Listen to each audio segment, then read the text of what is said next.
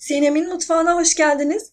Bugün sizlerle kupta kadayıflı muhallebili tatlı tarifimi paylaşmak istiyorum. Nefis bir lezzet oluyor. Umarım sizler de dener ve beğenirsiniz. Yeni tariflerimden haberdar olabilmek için kanalıma abone olup zili tıklayıp bildirimleri açmayı unutmayınız.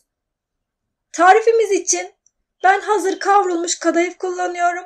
150-200 gram kadar kadayıfımı ince ince kırdım. Tavama biraz sıvı yağ aldım.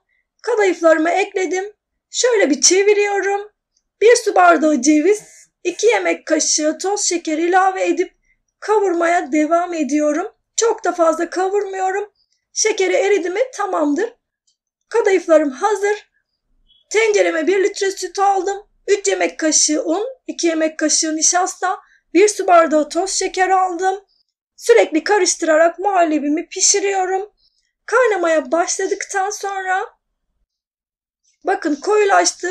Birkaç dakika daha karıştırarak pişiriyorum. 1 paket vanilya ilave ettim.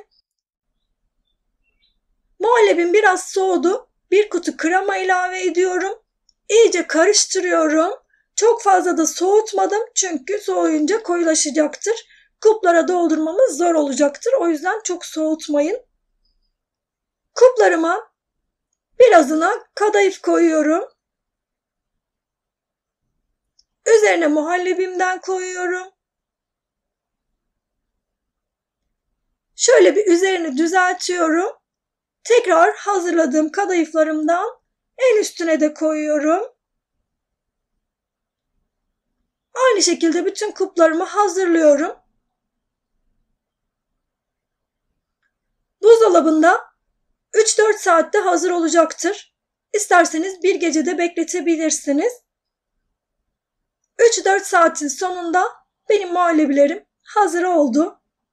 Ben servis ettim. Sizlere kıvamını da göstermek istiyorum. Muhteşem bir lezzet oluyor. Yapacak olan herkese şimdiden kolay gelsin. Herkese afiyet olsun. Bir sonraki tarifimde görüşmek üzere. Hoşça kalın.